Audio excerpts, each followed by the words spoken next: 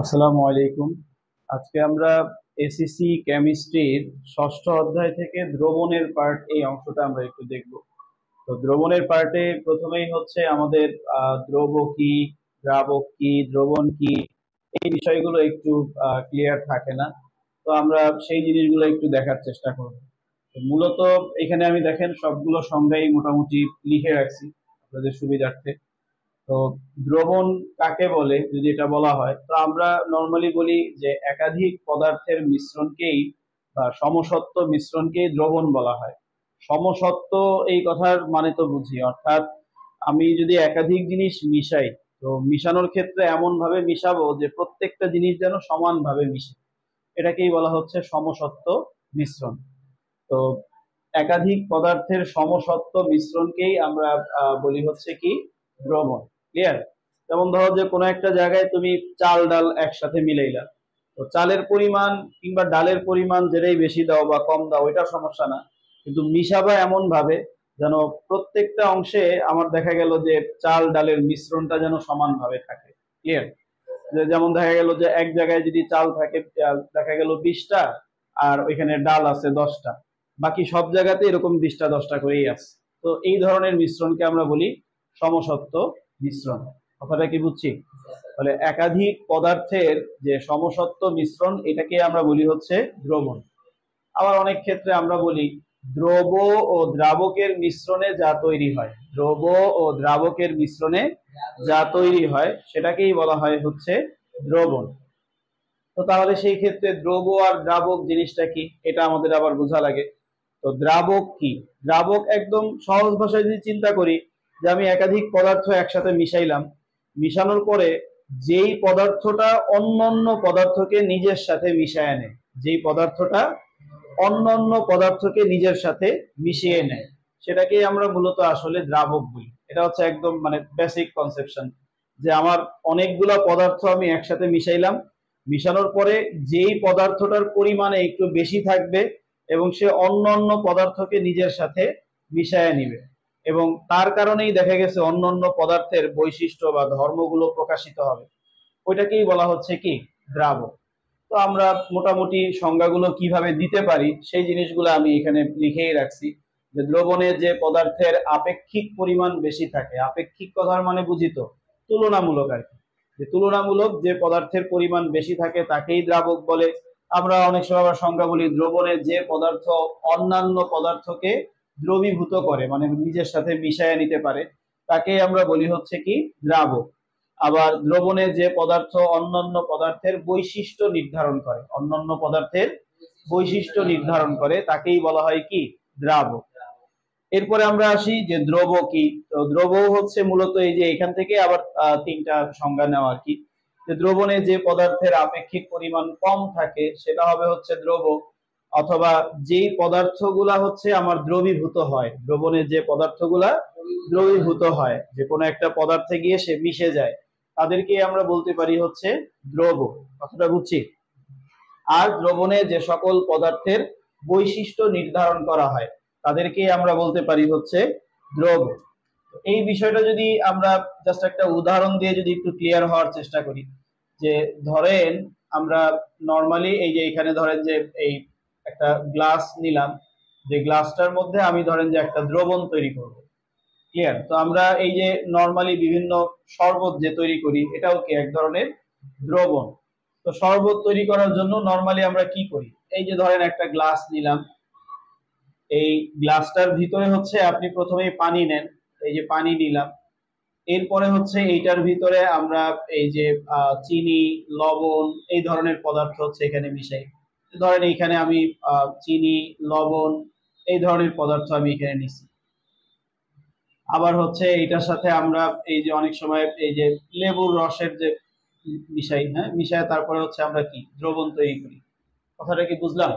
হ্যাঁ, যে এখানে লেবুর রস মিলাও হচ্ছে আমরা এই একাধিক মিশ্রণ একসাথে আমরা মিশায় ফেলি। এখন এই যে এখানে একাধিক মিশ্রণ যে আমরা একসাথে নিলাম, পানি নিলাম, লবণ নিলাম, চিনি নিলাম, আর ধরেন লেবুর রস নিলাম, তো এই জিনিসগুলা নিয়ে আমি একেবারে মিশায়া ফেললাম। একেবারে মিশায়া যা তৈরি করলাম সেটাই হচ্ছে মূলত কি দ্রবণ। এই যে একাধিক পদার্থের মিশ্রণ নিছি, এটাকেই বলা হচ্ছে কি দ্রবণ। কথাটা কি বুঝছি? হ্যাঁ, এবং এই যে মিশ্রণটা যে নিছি এটা কিন্তু একটা সমসত্ব মিশ্রণ। সমসত্ব কিভাবে বুঝবো দেখেন, গ্লাসের পানির এই জায়গায় যে পরিমাণে, এই জায়গার পানি যে পরিমাণে মিষ্টি থাকবে, এইখানকার পানিও কিন্তু ঠিক সেই পরিমাণেই কি মিষ্টি থাকবে। বা এইখানকার পানি যে যে পরিমাণে টক থাকবে, এইখানকার পানিও কি ঠিক সেই পরিমাণেই টক থাকবে। এমন কিন্তু হবে না যে কম বেশি হবে। ক্লিয়ার? তো আমি একাধিক পদার্থ এমন ভাবে মিশাবো যে আমার দেখা গেল প্রত্যেকটা জায়গায় মিশ্রণ আমার দেখা গেছে সমপরিমাণে থাকে, সেটাকে আমরা বলি সমসত্ব মিশ্রণ। তাহলে এই যে এখানে একটা সমসত্ব মিশ্রণ তৈরি করলাম, এটাই হচ্ছে কি আমার দ্রবণ। ক্লিয়ার? এই দ্রবণে দ্রাবককে, তুই আমি বলছি দ্রাবক হচ্ছে যে অন্যান্য পদার্থকে নিজের সাথে মিশায় নেয়। এখন আপনি বলেন, এই যে পানি, এইখানে যে আমরা একাধিক মিশ্রণ নিচ্ছি, কে কাকে মিশায় নিছে? চিনি কি পানি টানি সবাইরে মিশাইছে, নাকি পানি সবাইরে নিজের মধ্যে মিশায় নিছে? কে করছে? পানি। পানি হচ্ছে আমার কি করলো, সবাইকে নিজের সাথে মিশায় নিছে। এই জন্য পানিটা হচ্ছে কি আমার এখানে দ্রাবক। ক্লিয়ার? আবার আমরা আরো একটা সংজ্ঞাও কিন্তু এখানে দিছি যে একাধিক মিশ্রণে যে পদার্থের পরিমাণটা একটু বেশি থাকে তুলনামূলক ভাবে। তো আমরা তো জানি এখানে পানির পরিমাণই আমরা সবসময় বেশি নিই, তাই না? তো এই জন্য পানিটা একটা দ্রাবক। আবার আরেকটা এখানে সংজ্ঞা দিছি যে দ্রবণে যে পদার্থ অন্যান্য পদার্থের বৈশিষ্ট্য নির্ধারণ করে। যেমন দেখেন, পানির সাথে আপনি ধরেন আমরা বলি যে চিনি আর লবণ তো দেখতে কি একই না?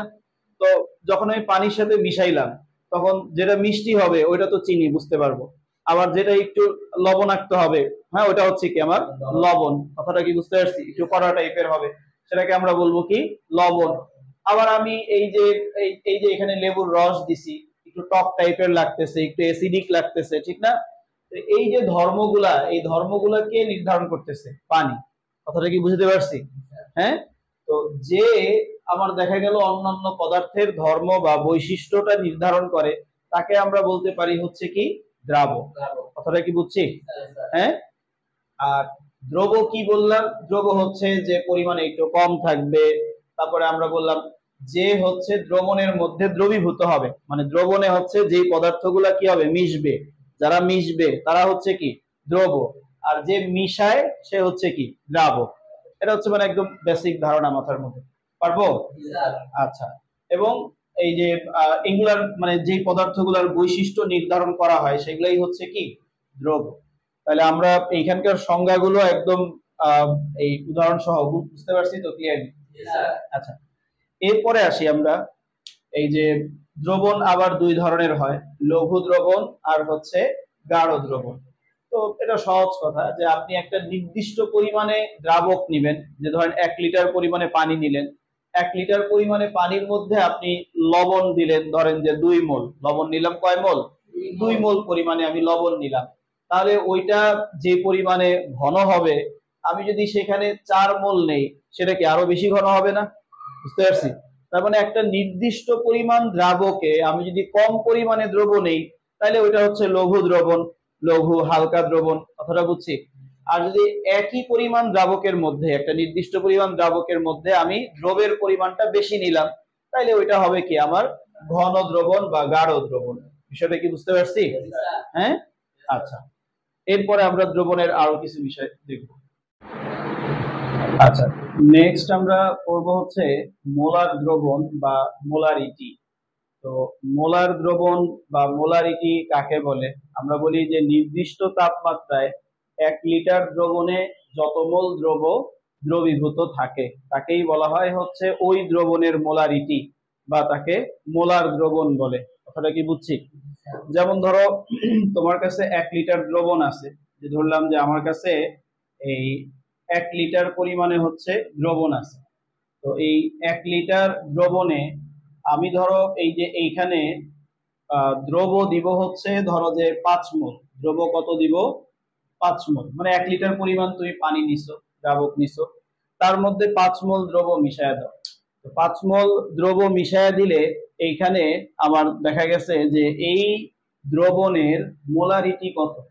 তো আমরা বলবো এই দ্রবণের মোলারিটি হচ্ছে 5। 1 লিটার দ্রবণে যত মোল দ্রব থাকবে, যত মোল দ্রব থাকবে তাকে বলবো মোলারিটি। তাহলে এখানে আমার 1 লিটার দ্রবণে 5 মোল দ্রব আছে, তাহলে আমি বলবো এই দ্রবণের মোলারিটি হচ্ছে 5। বা আমি বলবো এই এই এই যে এখানে মোলার দ্রবণ হচ্ছে 5 মোলার, মানে এটা কত মোলার দ্রবণ, বলবো 5 মোলার দ্রবণ, বা এটার মোলারিটি হচ্ছে 5। কথাটা কি বুঝতে পারছি? বা ধরো তুমি যদি এইখানে এই 1 লিটার দ্রবণে তুমি যদি 2 মোল দ্রব দাও, যে আমি এখানে 2 মোল দ্রব দিলাম, তাহলে আমি বলবো এটা হচ্ছে 2 মোলার দ্রবণ। এটা কত মোলার দ্রবণ? 2 মোলার দ্রবণ, বা এটার মোলারিটি হচ্ছে 2। মোলারিটি কত? 2। কথাটা কি বুঝতে পারছি? তো 2 মোলার দ্রবণ। অথবা আমি 3 মোল দিলাম, আমি বললাম যে এটার মধ্যে দ্রব দিছি আমি হচ্ছে 3 মোল, তাহলে আমি বলবো এই দ্রবণের ঘনমাত্রা হচ্ছে 3 মোলার। এই দ্রবণের ঘনমাত্রা 3 মোলার, বা এই দ্রবণের মোলারিটি হচ্ছে কত? 3। দ্রবণের মোলারিটি 3। তাহলে মোলার দ্রবণ বা মোলারিটি, এই কথাটা বুঝতে পারছি তো, যে 1 লিটার দ্রবণে যত মোল দ্রব তুমি দ্রবীভূত করবা সেই দ্রবণটা হবে তত মোলার, অথবা তার মোলারিটি হবে তত। বিষয়টা কি বুঝছি? আচ্ছা, এরপরে আমরা যদি খেয়াল করি সেমি মোলার এই কথাটা, সেমি, দেখো সেমি কথার মানে কি? সেমি কথার মানেই কিন্তু হচ্ছে অর্ধেক, হাফ। সেমি কথার মানেই কি? অর্ধেক, হাফ। তো আমরা কিন্তু শুরুতেই পড়ছি 1 লিটার দ্রবণে যত মোল দ্রব থাকবে সেটা হবে তত মোলার। তাইলে দেখো সেমি মানে হচ্ছে অর্ধেক, হাফ মোলার দ্রবণ। তো হাফ মোলার দ্রবণ মানে কি? 1 লিটার দ্রবণে তুমি হচ্ছে হাফ মোল দ্রব দিলা, কয় mole? Half mole. Half that means 0.5 mole. 1 litre দ্রবণে তুমি হাফ মোল বা 0.5 মোল দ্রব দিছো, 0.5 মোল দ্রব দিছো, তাহলে তার আমি বলবো যে এই দ্রবণটা হচ্ছে কি আমার সেমি মোলার। এটা কি মোলার দ্রবণ? Semi molar. কথাটা কি বুঝছি? সেমি মানেই অর্ধেক, হাফ। যেহেতু হাফ মোল দিছো, অর্ধেক মোল দিছো, এই জন্য এটা হচ্ছে কি সেমি মোলার। কথাটা কি বুঝছি? আবার আমাদের বইয়ে থাকে হচ্ছে এই যে ডেসিমোলার। তো ডেসিমোলার মানে কি? দেখো ডেসি এই কথাটার মানেই হচ্ছে 1 দশমাংশ। ডেসি এই কথাটার মানেই কি? 1 দশমাংশ। তো 1 দশমাংশ মানে তো বুঝি, 1 দশমাংশ মানে হচ্ছে 10 ভাগের 1 ভাগ। ক্লিয়ার? 1 দশমাংশ মানে 10 ভাগের 1 ভাগ। বুঝতে পারছি? এই যে 10 ভাগের 1 ভাগ তাকে বলা হয় কি? 1 দশমাংশ। ক্লিয়ার? তাহলে 1 দশমাংশ। তো তুমি যদি 1 লিটার দ্রবণে 1 লিটার দ্রবণে 10 ভাগের 1 ভাগ, একটু খেয়াল করি, 10 ভাগের 1 ভাগ মোল দ্রব যদি দ্রবীভূত করো, তাইলেই তখন সেটাকে আমরা বলবো হচ্ছে কি ডেসিমোলার। কথাটা কি বুঝছি? যে 1 লিটার দ্রবণে 10 ভাগের 1 ভাগ, 10 ভাগের 1 ভাগ মানে 0.1, তাহলে এত মোল দ্রব যদি দ্রবীভূত করো তাইলেই সেটাকে বলা হচ্ছে কি আমার ডেসিমোলার। কথাটা কি বুঝছি? তো তাহলে আমাদের এই পর্বের পড়া এতটুকুই থাকবে। নেক্সট পর্বে হচ্ছে আমরা এই দ্রবণ রিলেটেড সূত্র নিব এবং এই সূত্র দিয়ে হচ্ছে বিভিন্ন ম্যাথ গুলো সমাধান করব। আল্লাহ হাফেজ।